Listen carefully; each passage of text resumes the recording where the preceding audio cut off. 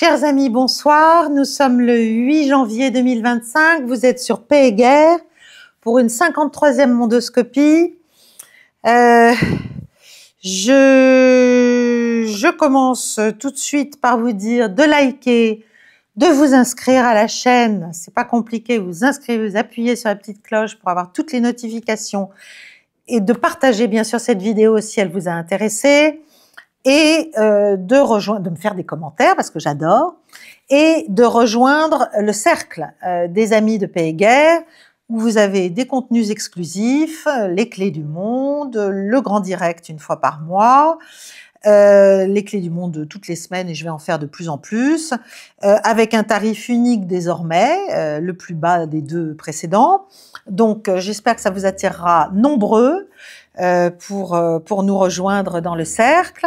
Il y aura des cartes, enfin bref, c'est vraiment pour ceux qui s'intéressent plus encore à la géopolitique que simplement ceux qui m'écoutent chaque semaine ou dans les entretiens. Il va d'ailleurs y avoir 2 prochains entretiens sur la chaîne. Pour les clés du monde, il va y avoir 2 nouvelles clés du monde. Je suis désolée, il y a un bruit de fond probablement que vous entendez. C'est des travaux de nouveau. 2 clés du monde vont sortir cette semaine, une sur les évolutions inquiétantes au Pakistan et une autre sur les tentations américaines de résoudre la question iranienne, voilà, par la force, par la négociation, bref, il y a un certain nombre de choses à dire. Donc, vous pouvez vous inscrire au cercle. Les fans doivent s'inscrire comme amis et se désinscrire comme fans, dans cet ordre. C'est très facile. Et ceux qui ne sont encore ni fans ni amis, c'est tout simple. Vous allez sur le lien en description de cette vidéo et vous nous rejoignez en tant qu'amis. Voilà.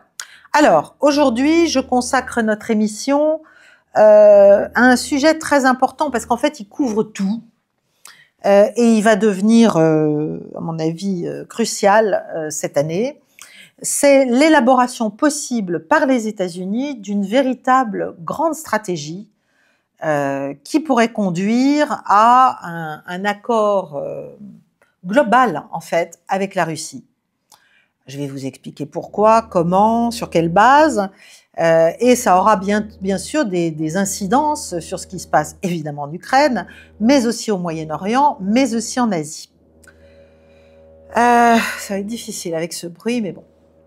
Donc, ce qui est certain, c'est que ce qui va se passer cette année en Ukraine, à moins que tout ne soit raté, que la guerre continue, qu'on continue à trouver que des centaines de milliers de cadavres, c'est pas grave, c'est formidable, il faut contenir la Russie. Bon. Mais si on écoute les dernières déclarations de Trump, on n'a pas l'air d'être parti sur cette ligne-là, Dieu merci. Et donc, ce qui va se passer éventuellement sur le conflit en Ukraine en termes de négociations entre la Russie et les États-Unis, ça va vraiment jouer un très grand rôle sur la redéfinition des dynamiques stratégiques de la nouvelle guerre froide dans laquelle nous sommes malgré tout. Donc la question de l'Ukraine, c'est voilà, est-ce qu'on va enfin être capable de voir un peu loin, un peu haut, ou bien est-ce qu'on va s'enfoncer durablement? L'enjeu est très lourd pour Trump, il faut qu'il s'entoure bien, je vous l'ai déjà dit. Mais bon, il faut aussi qu'il écoute bien ce qui se passe véritablement en Russie. Et de ce point de vue-là, il est intéressant de reprendre la dernière conférence donnée par Lavrov, ministre russe des Affaires étrangères, à l'agence TASS. Il a donné c'est pas une conférence, c'est une interview où il est revenu un peu sur ce qui s'est passé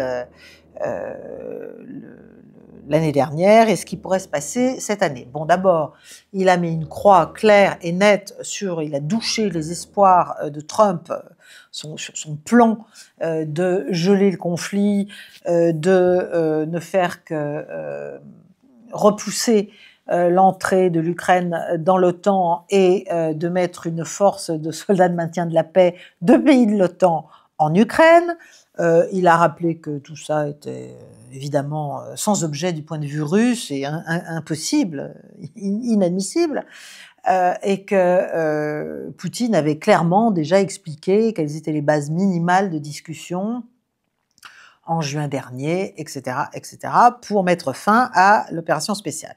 Bon, il a aussi dit, et ça c'est très important parce que ça va dans le sens de ce que je vais vous expliquer, que la Russie voulait un accord de fond, un accord global, un accord dans le temps, pas simplement juste une pause dans le conflit ukrainien ou quelque chose même qui ne se réduit qu'à l'Ukraine. Voilà.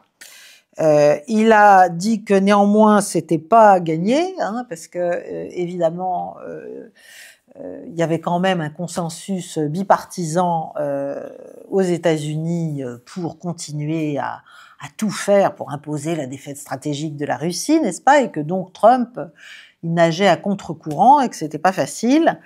Et puis que bien sûr Zelensky était un des principaux obstacles à la paix de fait, hein, puisqu'il croyait encore qu'il allait pouvoir obtenir dans une négociation les territoires qu'il avait perdus militairement. Bon. Ensuite, il a parlé de la Géorgie, ça c'est intéressant. Il a dit que bon, il y avait eu la récente tentative de nouvelle révolution de couleur, mais que cela n'empêchait pas la Russie de vouloir normaliser ses relations avec la Géorgie, que l'Ouest avait bien tort de chercher à la mettre dans un espèce de dilemme idiot entre vous êtes avec l'Ouest ou vous êtes contre nous, contre lui. Voilà, donc ça, bon. Sur la Syrie, il a expliqué que, de toute façon, c'était un peu, que les sanctions américaines avaient fini par affaiblir tellement le pouvoir syrien et l'empêcher tellement de pouvoir nourrir sa population et lui apporter des conditions de vie décentes que ça avait beaucoup contribué à la chute d'Assad. Donc tout ce qu'avait fait la Russie d'assez décisif tout de même contre notamment l'État islamique en Syrie était remis en cause et qu'ils étaient donc extrêmement déçus, qu'il était vrai aussi qu'Assad avait quand même pas beaucoup mis du sien pour arranger les choses et notamment pour établir un dialogue avec ses opposants politiques, l'opposition dite modérée sunnite, et que donc et aussi bien sûr avec la Turquie, hein, puisqu'il voulait pas voir Erdogan. Enfin bon, je vous ai expliqué tout ça, et que bon, ça c'était aussi un problème, que le conflit israélo-arabe toujours pas résolu, israélo-palestinien pardon, toujours pas résolu, était bien sûr responsable de cet axe de violence dans la région qui allait du Yémen au Liban, quoi. Ils étaient très inquiets des menaces israéliennes, de la confrontation entre Israël et l'Iran, et que là encore, ils étaient prêts à offrir leurs bons offices, hein, à être médiateurs. Et puis, concernant l'Asie-Pacifique, que les États-Unis seraient bien inspirés de ne pas répéter vis-à-vis de la Chine, en se servant de Taïwan, ce qu'ils avaient fait en se servant de l'Ukraine vis-à-vis de la Russie en Europe, parce que c'était juste un facteur de déstabilisation. Bon, ça c'est tellement évident, mais enfin, il l'a redit. Il a aussi réitéré son soutien à la Chine, bien sûr, à l'intégrité territoriale de la Chine. Donc, il a dit qu'il était hors de question de reconnaître Taïwan en l'espèce. Et puis voilà, il a dit que les objectifs en Ukraine restaient les mêmes, bien sûr, ils étaient d'accord pour faire des compromis mutuels, des compromis pragmatiques, sous-entendu avec les États-Unis, hein, avec les États-Unis, pas avec l'Ukraine. L'Ukraine, encore une fois, n'est qu'à la fois l'outil et la victime de cet affrontement. Et que, voilà, il a fini par dire on n'est pas très bien sûr, on n'est pas capable d'évaluer rigoureusement si Trump va escalader pour désescalader ou pas. Voilà. Donc, en gros, position très circonspecte,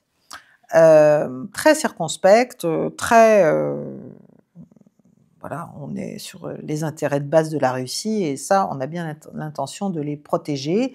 Et évidemment, Le principal, c'est restaurer le statut de neutralité de l'Ukraine. Ça, je l'ai déjà dit, je le redirai, c'est quand même évident. Donc, en fait, c'est intéressant toujours d'écouter ce que dit Sergueï Lavrov parce qu'il remet toujours les choses très clairement et avec sa bonhomie naturelle. Ce qui est sûr, c'est que la Russie a un sujet qui est en fait mais c'est un sujet constant, qui est de trouver en permanence sa place entre la Chine et l'Inde, ça je vous l'ai expliqué aussi à plusieurs reprises, mais aussi vis-à-vis du monde musulman, vis-à-vis de l'Oumma, si vous voulez, de la communauté musulmane mondiale. J'en profite pour vous dire que les BRICS viennent d'accueillir comme membre plein l'Indonésie, pays musulman de plus de 200 millions d'habitants, convoité pour son marché par les États-Unis. Voilà. Donc, je reviens à la Russie. Si vous voulez, la Russie, elle a cette nécessité qui correspond à ses convictions d'ailleurs, d'être dans un polyalignement. C'est pas le polyamour, c'est le polyalignement. Et en fait, c'est une chance, j'allais dire, pour l'Ouest et pour les États-Unis et pour les équipes de Trump, si elles savent se montrer pas trop dogmatiques, enfin pas dogmatiques d'ailleurs du tout, très pragmatiques et créatives surtout. Parce que se passe-t-il? Si la Russie continue à être contrainte, c'est-à-dire à gagner militairement en Ukraine, mais à ne pas vouloir aller au choc totalement frontalement avec l'Iran, à se trouver complètement coupé durablement de l'Europe, parce qu'on est assez idiot pour l'avoir souhaité et pour l'avoir accepté très concrètement de la part des États-Unis, qui nous ont entraînés dans cette galère très largement, et nous ont fait croire qu'on allait devenir plus indépendants, n'est-ce pas, plus forts, en affrontant la Russie frontalement. Plus tout ça se passe pour Moscou, plus la tentation du rebalancement vers l'Asie et vers la Chine, et donc vers un partenariat de plus en plus étroit et de plus en plus exclusif aussi, en termes de grands chiffres, hein, de grandes proportions, va être forte. Et ça, ce n'est pas de l'intérêt des États-Unis. Voilà. Donc il faut que les stratèges qui vont entourer Trump, de près ou de loin, mettent une croix sur les vieilles recettes, hein, ils jettent le livre de cuisine américain ancien et ils en font un autre. Et ils arrêtent avec les espèces de pressions. Les dernières, c'est sur le pétrole russe. Ils veulent mettre de nouvelles sanctions pour faire baisser le prix du pétrole russe, donc les revenus russes, donc la puissance russe, donc la capacité à nourrir la guerre en Ukraine. Et donc, ils s'imaginent que c'est comme ça qu'ils vont pousser Poutine à négocier mieux. Enfin, mieux, de manière moins bien pour lui, précisément. Le dos au mur, quoi, en Ukraine, sur l'Ukraine. C'est évidemment non seulement naïf et présomptueux, mais ça n'a aucune chance d'arriver. C'est l'inverse qui va se produire. C'est infaisable.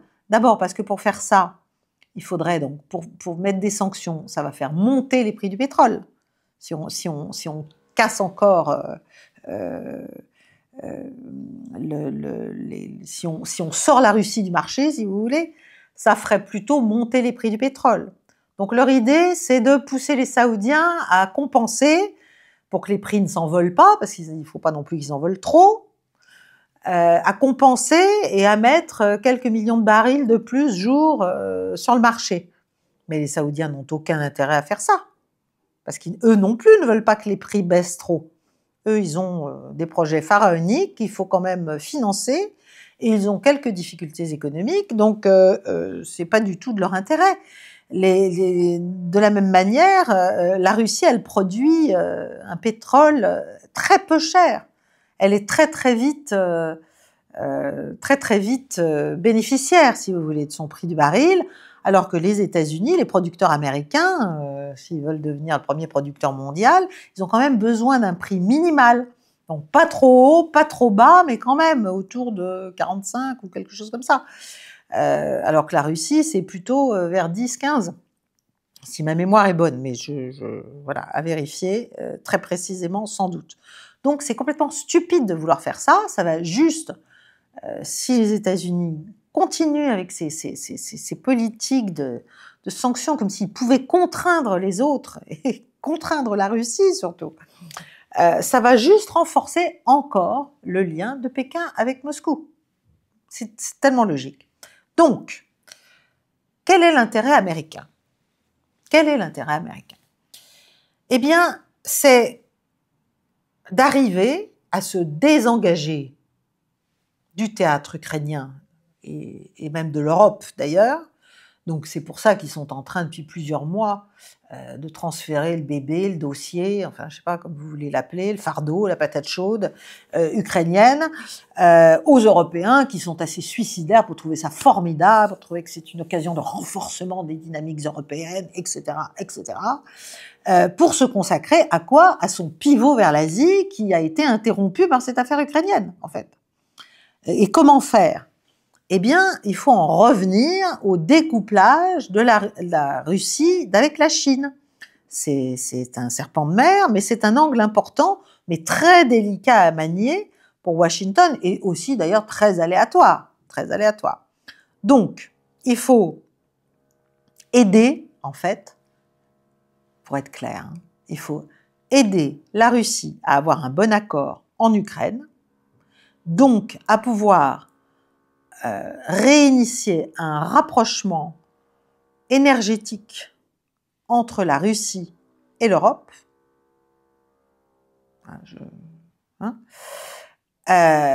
entre la Russie et l'Europe, pour que la Russie, récupérant les revenus qu'elle a pour l'instant perdus et qu'elle a rebalancés sur la Chine et l'Inde et d'autres, mais enfin surtout la Chine, eh bien, pour qu'elle ait moins de tentations, pour qu'elle favorise moins la Chine, en fait, dans ses livraisons de gaz et de pétrole, et que donc la croissance chinoise n'ait pas ce pétrole à très très bas coût qu'elle a, et qu'elle veut continuer d'avoir, pour nourrir sa croissance. Voilà. C'est ça le grand swap, si vous voulez, des dossiers, des théâtres. Parce que sinon, eh bien, la Russie, n'ayant pas le choix, elle va finir par accorder aux Chinois les prix qu'ils souhaitent. Il y a des négociations en cours, notamment sur un nouveau pipeline, enfin un pipeline, non, il n'est pas nouveau, un pipeline entre la Russie, le Kazakhstan et la Chine. Et là, on a le Premier ministre, le ministre de l'énergie russe, Alexander Novak, qui a presque tendu la perche à Washington en disant oui, il y a des négociations en cours, mais enfin, rien n'est fait, rien n'est conclu. Donc ça veut dire, je suis prêt à écouter d'autres propositions. Rien n'est conclu, pourquoi? Parce que les Chinois, ils veulent que les Russes leur appliquent les prix domestiques russes. Et les Russes, évidemment, ils trouvent que c'est pas assez cher. Donc, ils font attendre. Et les Chinois, sachant que les Russes ont des difficultés sur les marchés européens, attendent aussi, en se disant, à la fin, les Russes vont finir par accepter nos demandes. Voilà. Et les Russes se disent, essayons au maximum de pousser les négociations, et puis si on n'a vraiment pas le choix, on le fera. Mais pour eux, ils préféreraient avoir une politique beaucoup plus équilibrée, avec des clients, aussi en Europe, qui leur permettent d'être un peu plus forts en position négociatoire vis-à-vis des Chinois. Bon. Donc c'est là que vous comprenez que si on a une politique étrangère uniquement drivée, conduite, inspirée par des ressentiments, des jalousies, des frustrations, des choses qui sont de l'ordre de l'émotionnel et pas du pragmatique et pas du concret, et pas de la prise en compte des intérêts économiques, financiers, sociaux, militaires, stratégiques de son propre pays, mais on cède à toutes les campagnes émotionnelles, à la volonté d'abattre un pays pour l'abattre. Non, eh bien, on ne comprend rien et on se met en position de faiblesse. C'est le cas typique de l'Europe qui s'est coupée de l'énergie russe par idéologie. Et voilà que maintenant, du côté américain, comme le jeu est vu de manière plus grande, on commence à se dire, mais après tout, est-ce qu'on a bien fait, je ne dirais pas de faire sauter Nord Stream 2, hein, mais est-ce qu'on n'a pas intérêt finalement à donner aux Russes ce qu'ils veulent, non seulement en Ukraine, mais au plan énergétique vis-à-vis des Européens, en permettant en gros, en levant les sanctions par exemple américaines sur les livraisons d'énergie à l'Europe, en poussant les Européens à reprendre une collaboration énergétique avec la Russie, que l'Ukraine vient d'essayer de terminer. Mais enfin, il y a encore le Turkish Stream. Mais est-ce qu'on n'a pas intérêt à faire ça? Vous voyez, ça n'a rien d'idéologique, pour pouvoir faire en sorte que les Russes n'accordent pas des prix complètement, des prix ultra cheap, quoi, ultra bon marché à la Chine, et nourrissent la croissance de notre concurrent systémique, de notre, je ne sais pas si c'est un ennemi, mais en tout cas de l'adversaire systémique, de l'adversaire stratégique des États-Unis, qu'est la Chine. Voilà. Donc c'est ça le grand sujet, qui fait que, eh bien, c'est peut-être une chance d'obtenir un accord en Ukraine cette année. Autant vous dire que je l'appelle de mes vœux, parce que je pense que faire tuer des centaines de milliers de gens pour rien, juste pour la gloriole personnelle et pour l'illusion d'affaiblir la Russie, c'est quand même complètement idiot, irresponsable et criminel.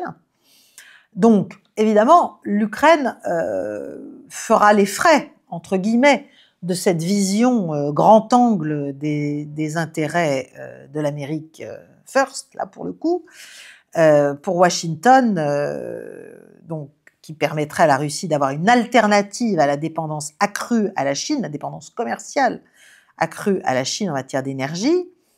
L'Europe pourrait y gagner, mais évidemment, il faudrait qu'elle comprenne ce que sont en train de faire les Américains et qu'elle se convertisse, elle aussi, au pragmatisme. Et là, il y a quand même beaucoup de boulot. Beaucoup de boulot, parce que il faut mettre fin à la haine débile, à la jalousie, à tout un tas d'agents complètement ridicules qui écument les plateaux et qui les envahissent et qui nous font croire que ce qui est utile pour Trump, c'est de faire un accord lose-lose, n'est-ce pas, où l'Ukraine perdrait, bah oui, c'est sûr, parce qu'elle va perdre de toute façon, mais où la Russie perdrait aussi. Voilà. On va faire croire ça, il faudrait que les conseillers de Trump le fassent croire. Je ne sais pas si vous voyez à qui je fais référence à l'inénarrable général Yakovlev, qui est vraiment là tombé dans le grand guignol le plus total. C'est pathétique. Donc au lieu de chercher comment on va rétablir la sécurité en Europe, refonder un certain nombre des équilibres stratégiques que nous avons méthodiquement détruits, nous, à notre initiative de l'Ouest depuis 25 ans, 30 ans, eh bien non, il faut trouver un moyen de faire perdre la Russie. Eh bien, peut-être qu'aux États-Unis, il y a un certain nombre de gens qui sont en train de se dire qu'il n'est pas de l'intérêt de la nouvelle administration Trump, et même des États-Unis dans leur ensemble, de continuer à nourrir ce conflit vis-à-vis de la Russie, mais plutôt de la pousser à avoir intérêt économique et intérêt financier à non pas se désolidariser de la Chine, parce que ça, à mon avis, ça n'arrivera pas, mais à pouvoir ne pas mettre ses œufs dans tous les paniers et ne pas être totalement sous la dépendance chinoise. Bon, donc, que faire? Que faire pour cela? Alors, d'abord, il y a une chose très simple que Trump devrait faire très vite, c'est mettre fin à l'accord bilatéral de sécurité que son prédécesseur a conclu avec Kiev en juin dernier. Et que dans la foulée, naturellement, sur le même modèle, un certain nombre de pays européens, dont la France, ont conclu. Voilà. Pourquoi? Mais parce que, évidemment, ça ne plaît pas à la Russie, parce que ça institutionnalise, si vous voulez, ça grave dans le marbre la poursuite du soutien militaire à l'Ukraine, et même le fait de son augmentation si jamais les combats venaient à reprendre ou venaient à s'étendre, etc. Ça, c'est évident que pour Moscou, c'est un vrai sujet. C'est un vrai sujet, et donc, si Trump veut arriver à avoir les moyens de pivoter vers l'Asie, n'est-ce pas, et de pouvoir avoir plus de force pour contenir l'avancée de la Chine, eh bien, il doit en finir avec cette entropie, cette hypertrophie, si vous voulez, du soutien américain à l'Ukraine. Bon, c'est possible, hein, formellement c'est possible, il faut le dire, ça prend 6 mois. Voilà, il a qu'à, c'est une lettre hein, qu'il faut faire. En plus, ça pousserait Kiev à ne pas violer un éventuel cessez-le-feu sans arrêt en se disant que Washington reviendrait au titre de cet accord bilatéral de sécurité à son secours immédiatement. Ça pousserait les Européens à devenir un peu conséquents, puisqu'ils veulent être forts, à réfléchir, mais en se disant que l'Amérique ne viendra pas forcément à leur secours non plus. Bon, certes, il y a l'article 5, etc., mais enfin, je pense que là, il y aura des pressions pour qu'on comprenne bien que s'ils veulent, eux, malgré tout, continuer à se battre pour le compte, soi-disant, des États-Unis, de l'Occident ou de je ne sais quoi, contre la Russie en Ukraine, ils prennent des risques véritables. Je crois que ce serait assez intéressant. Il n'est pas certain d'ailleurs que la France, la Pologne, la Grande-Bretagne, sachant que les États-Unis se sont retirés de cet accord, voudront prendre la suite, si vous voulez. Donc, en tout cas, ce serait intelligent du point de vue des Américains de faire ça, parce que vis-à-vis de Moscou, c'est une manière très importante de commencer à établir une sorte de relation de confiance, parce que là, tout est à rétablir, tout est à établir désormais. Donc, voilà. Mais évidemment, il faut avoir de la volonté politique pour faire ça. C'est important, mais c'est une manière de dire à Poutine, voilà, il ne s'agit plus de l'humilier, de le placer dans une situation où il est dos au mur, où il ne pourra faire qu'escalader pour désescalader, comme Trump, d'une certaine manière, ou bien continuer à demander aux Chinois, aux Nord-Coréens de l'aider dans le conflit face à l'OTAN. Enfin bref, ce serait très intelligent de faire ça. Donc, c'est d'autant plus intelligent qu'il est clair que les États-Unis veulent vraiment maintenant revenir à ce pivot vers l'Asie qui a été entamé, pas par Trump, hein, qui a été entamé du temps d'Obama, mais qui a été un peu interrompu sous Biden, même clairement interrompu sous Biden, parce que tout a été concentré sur la Russie. On s'est imaginé qu'on allait pouvoir la mettre à terre, n'est-ce pas? Donc, et là, Trump vient en plus d'appointer, alors il faut encore qu'il soit avalisé, accepté, confirmé, si vous voulez, par le Congrès, par le Sénat, mais il vient d'appointer un faucon anti-chinois, après avoir appointé comme secrétaire à la Défense un faucon anti-Iran. Il a appointé un faucon anti-chinois en la personne de Elbridge Colby,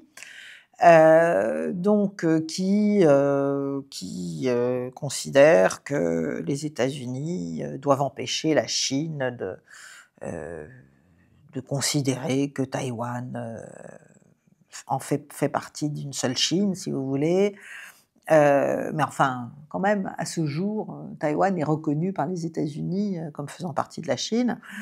Enfin, en tout cas, si vous voulez, il met quand même un certain nombre de faucons. C'est assez inquiétant parce que il a des velléités, des déclarations très intelligentes sur le fait qu'il faut faire une rupture, en fait, en matière de politique étrangère. Et puis, il met des hommes qui sont plutôt connus pour leur position très obtuse, à la fois sur le Moyen-Orient, à la fois sur la Chine. Donc, bon, il faut voir.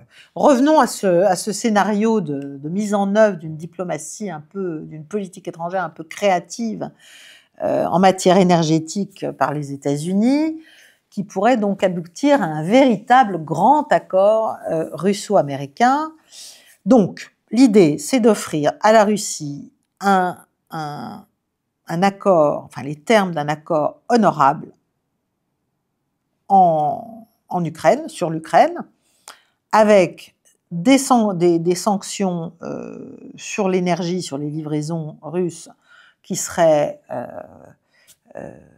levées et qui donc produiraient des revenus pour la Russie et des opportunités aussi d'ailleurs technologiques. Et tout ça poussant la Russie à finalement accepter informellement de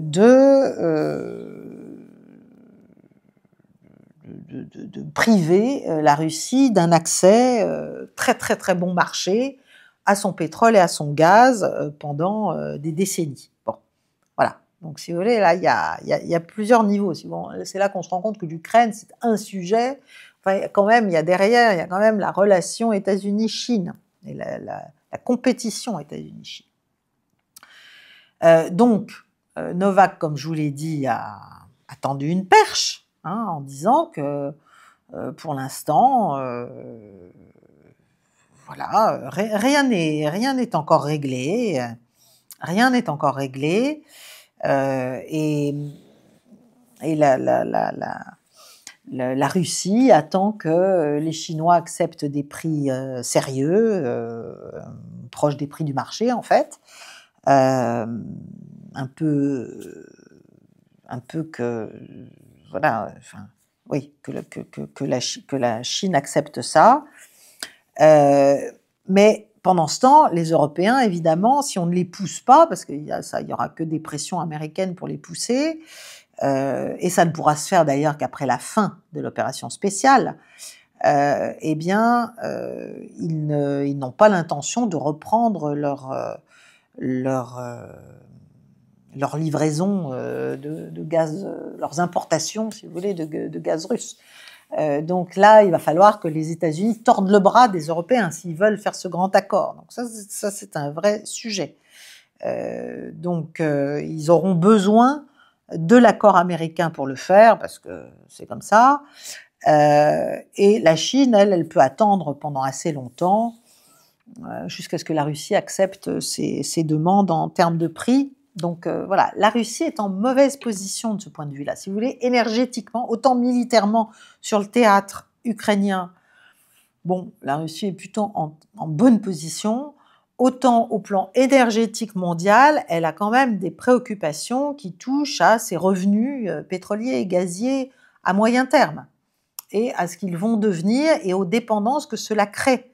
C'est-à-dire les alternatives qu'elle a trouvées créent des dépendances politiques et stratégiques et économiques aussi, en l'espèce vis-à-vis de la Chine. Donc c'est aux Américains de savoir exploiter ça. Y arriveront-ils? Je ne sais pas. Ce qui est certain, c'est que donc si, mettons-nous dans une position positive, un état d'esprit positif, admettons que les États-Unis aient compris que c'était leur intérêt. Qu'est-ce qu'ils pourraient proposer comme concession aux Russes? Et qu'est-ce que les Russes pourraient proposer comme concession aux Américains? Alors, du côté américain, d'abord, il faudrait, comment dirais-je, mettre de côté le malheureux Zelensky, qui est quand même le principal obstacle à la paix, parce qu'il s'enferme dans ses demandes complètement absconses et complètement décalées par rapport à la réalité militaire du terrain. Donc, ce qu'il faudrait, c'est que les États-Unis, finalement, poussent l'Ukraine à tenir des élections présidentielles qui se passeraient donc contre Zelensky et qui permettraient d'avoir quelqu'un d'autre au pouvoir qui soit un peu plus intelligent et un peu plus enclin à comprendre voilà, la réalité des faits et la réalité de ce qui peut être fait aussi pour son pays. Bon. Deuxièmement, le point central, c'est évidemment la restauration de la neutralité constitutionnelle de l'Ukraine, c'est-à-dire pas d'Ukraine dans l'OTAN, jamais, jamais, au grand jamais. Voilà, je ne suis pas pro-russe en disant cela, c'est une évidence, c'est ce qui était le cas avant, c'est ce qui maintenait, en dépit de toutes les avancées de l'OTAN et de tous les grincements de dents russes, voilà, ça n'avait pas dégénéré, ça a dégénéré sur l'Ukraine. Bon, pour des raisons claires, nettes, que tout le monde connaît, que Trump a encore d'ailleurs reconnu il y a quelques jours.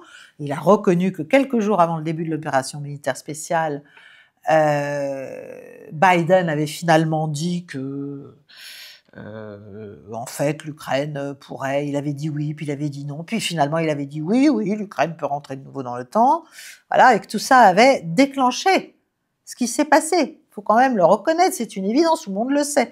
Toute personne un peu informée le sait. Voilà. Donc il faut arrêter de parler dans les nuages et revenir à la réalité. La réalité, c'est que l'Ukraine doit redevenir neutre et que c'est sa plus grande sécurité. Donc, ensuite, bon, l'un des autres objectifs russes, c'est évidemment la démilitarisation et la dénazification de l'Ukraine. Ça doit être admis du côté occidental, au moins jusqu'à l'est du Dniepr, si vous voulez. Et parce que ça a toujours été la zone traditionnelle d'influence russe.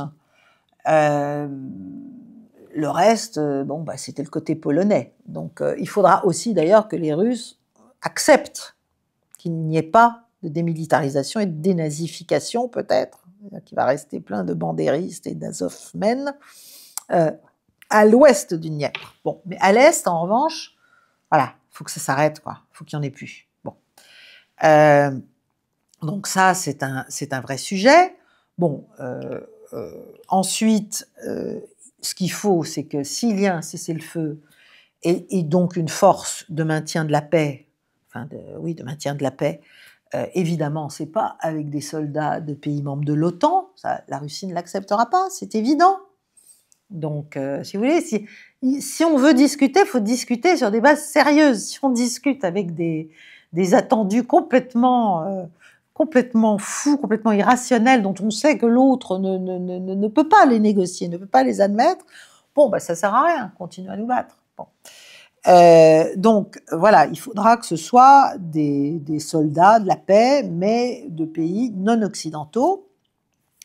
Il faudra aussi que les États-Unis expliquent clairement à leurs alliés de l'OTAN européens qu'il n'y aura pas d'application de l'article 5 si certains d'entre eux souhaitaient unilatéralement, encore une fois, je pense aux Britanniques qui en sont bien capables, en dépit de l'état de leurs armées, aux Polonais ou même aux Français.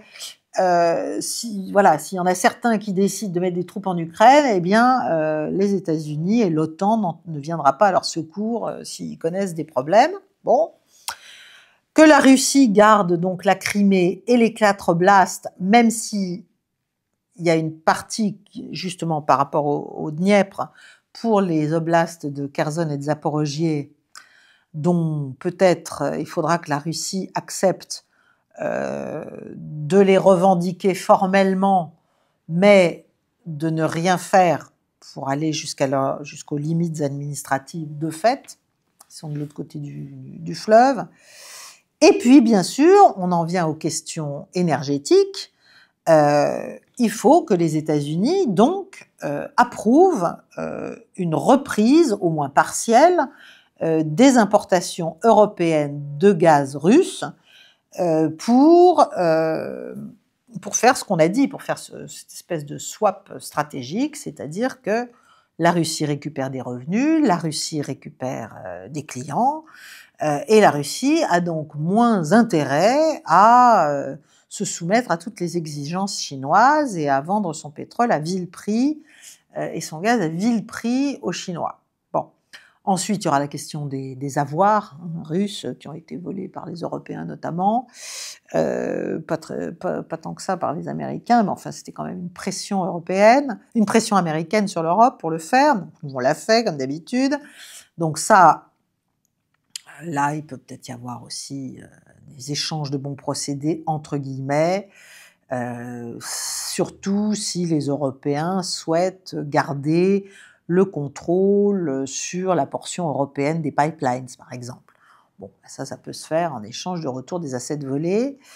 Il faut que les États-Unis lèvent leurs sanctions sur le commerce Russie-Europe énergétique, parce qu'il y en a aussi. Il y a aussi la question de SWIFT, enfin, il y a plein de choses à faire.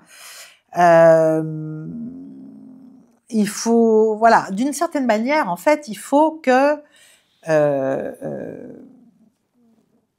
la Russie puisse aussi trouver des clients pour d'autres projets qu'elle a, notamment un projet qui s'appelle LNG2 Arctique, donc d'autres projets de pipe, où là, il faudrait, en fait, c'est les Chinois qui ont investi, mais si c'est plus les Chinois, ben, il faut qu'il y ait d'autres clients, donc il faut qu'il y ait d'autres sanctions qui soient levées sur de possibles clients ou d'anciens parfois clients de la Russie sur d'autres projets. C'est-à-dire elle a dû rebalancer vers la Chine tout ce qu'elle ne pouvait plus faire avec les autres. Donc il faut que ça recommence, que ce soit l'Inde, que ce soit le Japon, que ce soit l'Europe bien sûr. Donc ça aussi, ça dépend, tout ça c'est sous pression américaine que tous ces pays se soumettent à des sanctions, enfin plus ou moins, mais se soumettent à des sanctions prises contre leurs entreprises parce qu'elles pourraient commercer avec la Russie. J'espère que je suis claire. Bref, donc ça, voilà, ça c'est du côté américain et du côté russe. Il faut donc, comme je l'ai dit, que les Russes sans doute renoncent à la démilitarisation et à la dénazification de l'Ukraine à l'ouest du Dniepr. Il faut qu'ils limitent leurs prétentions territoriales à la Crimée, aux 4 oblasts qui ont tenu des référendums en septembre 22 et qui sont finalement entrés formellement dans la Fédération de Russie. Mais ça veut dire donc, comme il y a des parties, notamment des oblasts de Zaporozhye et de Kherson au sud, qui sont à l'ouest du Dniepr et pas seulement à l'est, ces parties-là, il faudra peut-être que la Russie y renonce, tout en expliquant qu'ils sont toujours russes ou peut-être. Il va falloir trouver des subtilités juridiques. Il va falloir permettre aussi qu'il y ait une DMZ, une zone démilitarisée viable, avec où les soldats de la paix puissent véritablement faire leur office, si vous voulez. Donc ça veut dire un contrôle militaire russe moindre.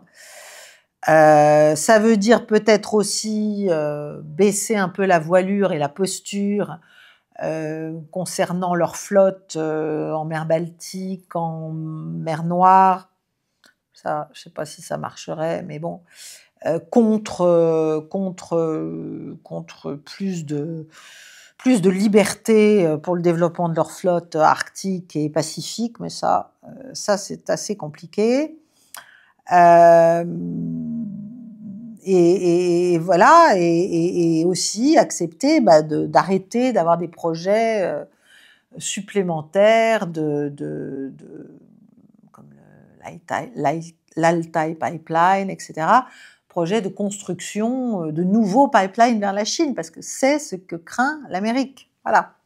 Donc, mais pour ça, il faut que l'Amérique donne quelque chose. Et ce qu'elle donne, c'est la possibilité pour la Russie de retrouver des revenus pétroliers et gaziers alternatifs à ceux permis par le client chinois. Voilà, en fait, c'est ça. C'est tout bête. C'est vraiment un swap. Et puis aussi, quand il y a des projets, notamment dans l'extrême-orient russe ou en Arctique, eh bien, avant, il y avait des clients comme l'Inde, comme le Japon, comme la Corée du Sud, comme l'Europe, comme les États-Unis d'ailleurs, qui voulaient investir dans certains projets russes de développement de ces régions et qui, depuis les sanctions, ne peuvent plus le faire. Là aussi, c'est la Chine qui a pris qui s'est mise dans qui a servi d'alternative, de substitut, si vous voulez, à tout cela. Donc, si on veut, c'est pas compliqué, si on veut découpler la Russie de la Chine, il faut faire en sorte que d'autres puissent aussi aider la Russie à se développer à la place de la Chine. Voilà. Il faut changer les clientèles, ou en tout cas diversifier les clientèles possibles. Donc, et puis, bien sûr, mais ça, je le dis depuis des années, c'est évidemment qu'un deal en Ukraine doit se faire dans le cadre de la refondation d'une véritable sécurité stratégique en Europe, donc de la reprise de tous les accords. Et ça doit se faire de bonne foi, d'un côté comme de l'autre. Ça veut dire pour la Russie aussi peut-être accepter que certains de ces missiles de portée intermédiaire, comme le Noisetier, là, dont on a vu les accomplissements en Ukraine récemment, aura peut-être un usage limité en Europe. Bref, il faut refonder les accords sur les limitations des armements stratégiques. C'est évident. C'est évident, et l'Ukraine, d'une certaine façon, c'est à la fois un point d'application et un prétexte pour ça, mais il faut le faire, absolument. Donc, après, il y a la question de comment vendre un tel accord. Comment vendre un tel accord, et ça, c'est pas du gâteau, parce qu'il faut évidemment que chacun puisse le vendre comme une victoire. Il faut que Trump puisse le vendre comme une victoire. Qu'est-ce que ça peut être que la victoire pour un Trump dans le cadre d'un accord comme celui-là, avec des arrière-pensées stratégiques vastes? Eh bien, c'est de dire, mais écoutez, avec cet accord, on a quand même stoppé la Russie, on l'a empêché de contrôler toute l'Ukraine. Bon, ça, c'est quelque chose dont je parle depuis aussi assez longtemps, mais je pense que c'est un très bon argument. Et aussi d'aller jusqu'à la Pologne, d'entrer véritablement sur le sol polonais. On a évité une escalade terrifiante, une avancée russe terrifiante. La Russie, quant à elle, pourrait tout simplement dire, mais on a empêché, on a arrêté l'extension de l'OTAN. On a empêché l'Ukraine d'entrer dans l'OTAN, et donc on a empêché l'Alliance Atlantique de planter ses boots, ses rangers, sur notre frontière occidentale. Voilà. Donc, après, ce serait intéressant aussi au plan des flottes, et ça pourrait être dit aussi, c'est-à-dire que la flotte américaine serait peut-être plus en contrôle des importations énergétiques chinoises, tandis que la flotte russe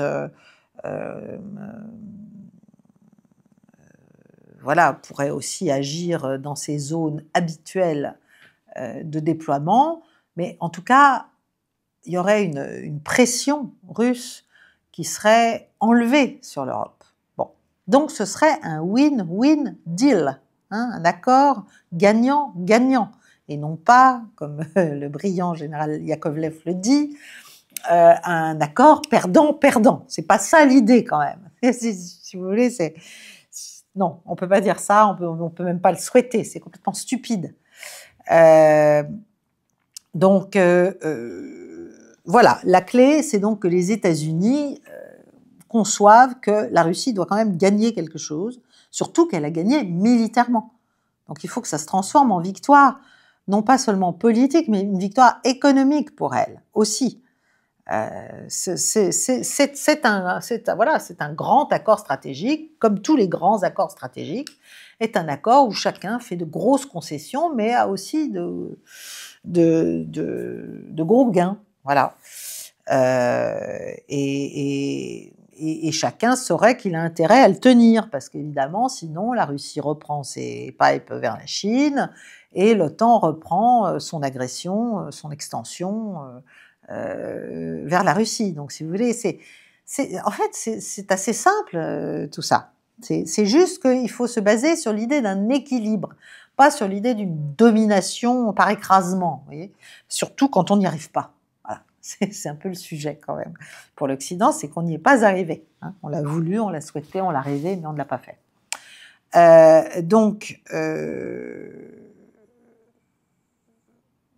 Voilà, j'espère qu'au moment où je vous parle, si vous voulez, nous avons de brillants esprits qui, aux États-Unis, s'intéressent à ce que pourraient être les gains et les abandons, les concessions faites dans le cadre d'un tel accord, parce que pendant ce temps, la rivalité, elle se forge. Les Chinois ont évidemment très bien compris ça, très bien compris le possible jeu américain, très bien compris la pression qu'ils exercent aussi sur la Russie au plan énergétique du fait de leur statut d'alternative et de substitut à ce monceau de sanctions qu'on a fait s'abattre sur Moscou. Et donc, ils prennent aussi des décisions vis-à-vis des États-Unis dans le cadre de leur rivalité, et notamment, ils ont une nouvelle proposition, enfin, ils réfléchissent à une interdiction des exportations de minerais critiques chinois vers les États-Unis, parce que, enfin, pour tout ce qui touche notamment le domaine des batteries et de tous les minéraux critiques qui entrent dans le fonctionnement notamment des batteries, et toutes les technologies associées aussi, parce que ils sentent bien que voilà, Donald Trump lui a fait des menaces en menaçant de nouveaux droits de douane énormes sur les importations chinoises, etc. Donc c'est une réponse du berger à la bergère. Et donc, il ne faut pas non plus sous-estimer les répliques chinoises. Il n'y a pas que les États-Unis qui sont capables de proférer des menaces et de les mettre à exécution. Ça toucherait notamment le gallium, ça toucherait le lithium, ça toucherait un certain nombre de métaux rares. Et ça date du 2 janvier, hein, c'est un document du ministère du Commerce chinois. Il y a aussi donc certaines, comme je vous l'ai dit, certaines technologies, tout ce qui touche à la préparation des batteries à électrodes, voilà. Je rappelle qu'au moment où donc les Chinois sont en train d'envisager de réduire l'accès au lithium chinois pour les Américains, les Russes en Ukraine viennent de s'emparer, enfin de prendre sous leur contrôle un gisement de lithium absolument colossal, d'à peu près $1 trilliard, qui était aux mains des Ukrainiens et que les Ukrainiens avaient vendu d'ores et déjà à BlackRock. Voilà, donc ça c'est dans le Donbass en fait, hein, c'est près de Donetsk, à côté de Pokrovsk, à Shevchenko. Et donc, la guerre des métaux rares, c'est une guerre aussi qui se poursuit. C'est d'ailleurs une grande partie des motivations aussi des Occidentaux et notamment de certains oligarques à la fois ukrainiens et avec des associés, n'est-ce pas, américains déjà à l'époque, qui avaient justifié le coup d'État en Ukraine, et la guerre civile dans le Donbass et la tentative en fait de récupérer tous ces assets, parce que le Donbass est très riche de toutes ces matières. Voilà. Bon, ça c'est encore un autre sujet. Je ne peux pas vous parler de tout, surtout si je veux être moins longue que d'habitude. Donc, je vous quitte avec cela pour vous expliquer qu'on est, je l'espère, à la veille de cette grande stratégie mise en œuvre. Ça va être très compliqué, il va y avoir plein de péripéties, plein d'allers-retours, plein de reculs, plein de petites avancées, etc. Ce sera très intéressant à suivre et vous le suivrez avec moi, j'espère.